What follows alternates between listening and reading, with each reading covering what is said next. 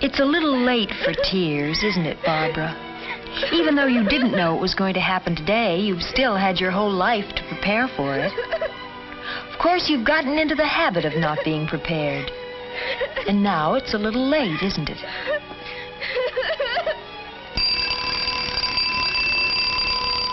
You're a creature of habit, Barbara. We all are. Unfortunately, not all of your habits are good ones. This was how your day started.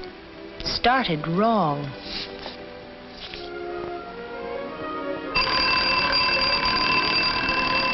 Your neighbor, Helen, is a creature of habit, too.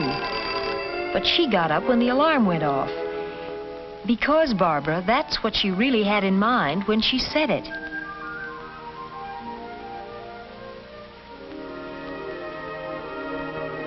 Helen has trained herself to know what she's going to do, in what order, and where the things are to do it with. She really doesn't have to think about it. She already knows what clothes she's going to wear today. As it turned out, it was a special day for Helen, too. But she makes a habit of being ready for special days. She starts by having a place for things and keeping them there.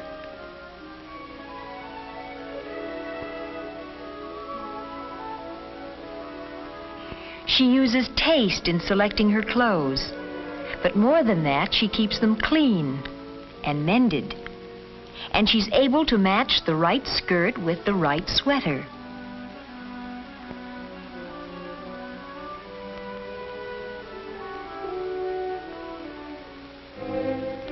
This was going to be a special day for you, but you hadn't gotten very far with your preparations for it.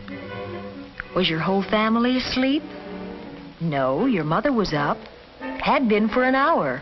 Barbara! Barbara, get up. You'll be late for school. Does she have to do this every morning, Barbara?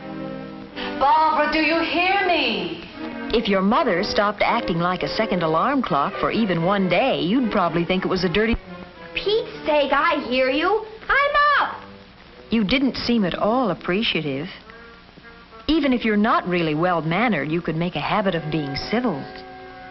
And you weren't really up when your mother called you. Little lies are such a firm foundation for big ones. You started your day with no plan at all. Looking for your hairbrush? Can't remember where you left it?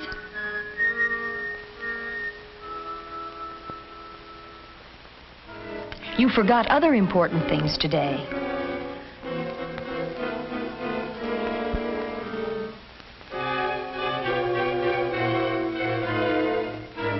You meant to fix that collar, but you've gotten into the habit of putting things off. There are so many things you plan to do this coming Saturday or the one after that. Let's see. You found the algebra notebook you lost. The ski pants you meant to put away in the chest. The afghan you started to knit last summer. And, oh yes, the sweater you were looking for.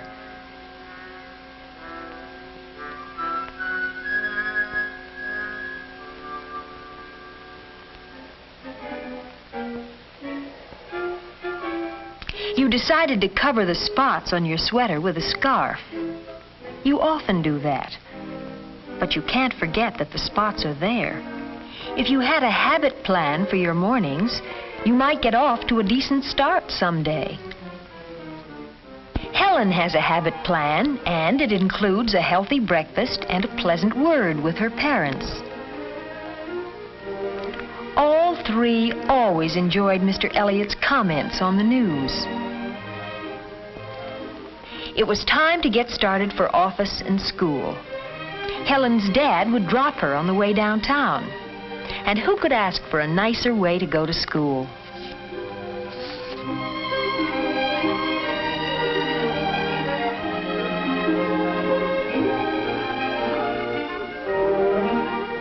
Your brother was ready, but your father couldn't wait for you.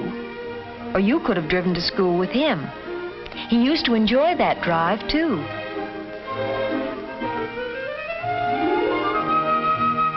Your eggs were cold this morning, but you had no time to be picky about food or to think about your diet. No time for milk or even to say good morning. No time for manners. You made a pretty picture with your rumpled skirt, your spotted sweater, and your hair in a tizzy. As usual, all your neighbors knew how late it was when you went by at your regular dog trot. You were late for school this morning, but then you're almost always late, and you're guilty about it. More so because your lateness is habitual. You're in a rut with a bad habit, and the longer you stick with the habit, the deeper the rut gets. When you saw Helen, you suddenly felt envious. But more than that, you felt a distaste for your sloppy ways. And you knew you could do something about them if only... That wasn't a happy thought, was it? Or do you always drum with your fingers?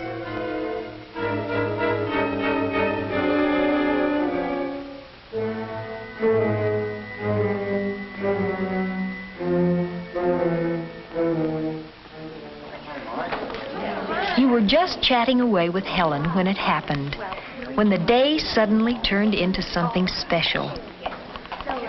You've never been friends with Ann Tolliver, and you've always wanted to be. Hi. Hi. Some of the crowd's coming over to my house right after school. Do you think you two could make it? Well, that'd be fun, Ann. I'd love to. Swell. Well, what do you say, Bobby? Sure, thanks. Okay, see you later. Bye. That'll be fun, won't it? Oh, yes. Bye. Each school year sees new groups forming, old ones reforming. Yours is a changing social world, and the opportunities to be part of it must be taken when they arise. You knew this afternoon that you were making a bad impression, and you knew how easy it is not to be invited again, and how quickly you can be left out of the crowd. You were embarrassed by your messy hair and the fingernails you had neglected to clean.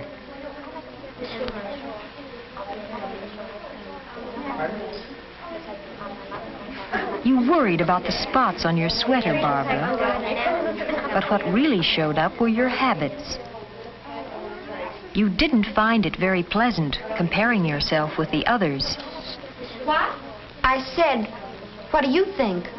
You weren't listening. You seldom do. It's a habit of yours. I guess I don't know much about it. They were talking about a popular book. All your friends were interested, but you never got into the habit of reading books. The whole problem was that Claudia wanted to be free to do all the things she'd never been allowed to do. Well, that was her whole reason for leaving her family. And then she married back to the same kind of lying. Well, that's why I think the book's stupid. Why couldn't she have seen... No, you added nothing to that conversation. The trouble with me is getting started. I always have to force myself to do new things. I'm the same way. I didn't even want to go to my first concert because I thought it would be too long-haired. Oh, but the music is wonderful. I'm going to go to the whole series. My mother had to drag me to the museum. But they have a wonderful costume exhibit there. I got an idea for a new dress. Oh, what kind? You've never taken an interest in music or politics or art. We always go to the beach. Every year we take a cottage at Esp. You've only been once. There's wonderful swimming and lots of boys. It's quiet where we go. And there are tennis courts at the hotels, too, and dances every weekend. It sounds grand. And it's just a short way to the city. You couldn't help interrupting, could you? And you couldn't help stretching truth like a rubber band. We all like to talk about ourselves. But a soliloquy isn't a conversation. First, you didn't talk at all, and then you did all the talking. Conversation is a two-way street. But for you, it's either one way or a dead end. Goodbye. I hope you had a very nice day. Thank you, I did. Bye. See you tomorrow. Goodbye, Barbara. I hope you enjoyed yourself. Oh, thank you. Bye. In all society, at all ages, we know that people are going to talk about other people. Unfortunately, our faults are often more discussed than our good points. And sometimes our good points are completely hidden by our faults. But perhaps worst of all is our own disappointment in ourselves and the remarks we imagine our friends are making about us. Gee, I think dirty fingernails are horrible. Maybe she felt shy. A spotted sweater isn't shyness. And bad manners are still bad manners no matter what you call them. Now, in your own room, the memory of this day stands between you and your whole pattern of behavior. Where will you start? Your complexion? That starts with soap and water and goes on to regular meals and the right kind of food. Your hair? It's more than just a shampoo when you happen to think of it. Your clothes? Not just cleaned when your mother takes them away from you, but a system of cleaning. For all of a pattern, a network of habits. Helen checks her clothes for cleaning when she takes them off. That's a habit of hers. This morning, Helen took her skirt from the front of the closet. Tonight, she hangs it in the back. That's a habit, too. One on the plus side. It gives clothes a chance to hang, rests the fabric. Tonight, Helen makes a plan for tomorrow. A what to wear, what to do, when to do it, design for living. Helen has the habit of being ready for special days.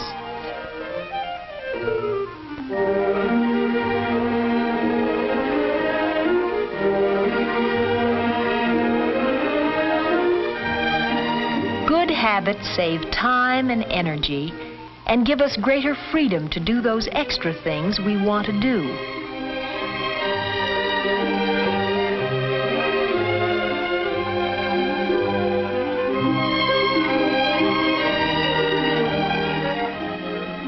Yes, a good start. But these improvements are not yet habits, not by any means. They must happen again and again until they fit into the fabric of the days without conscious thought. If you try, really try, you can root out the poor, accidental habits and establish in their place the good habits approved by custom, accepted by society.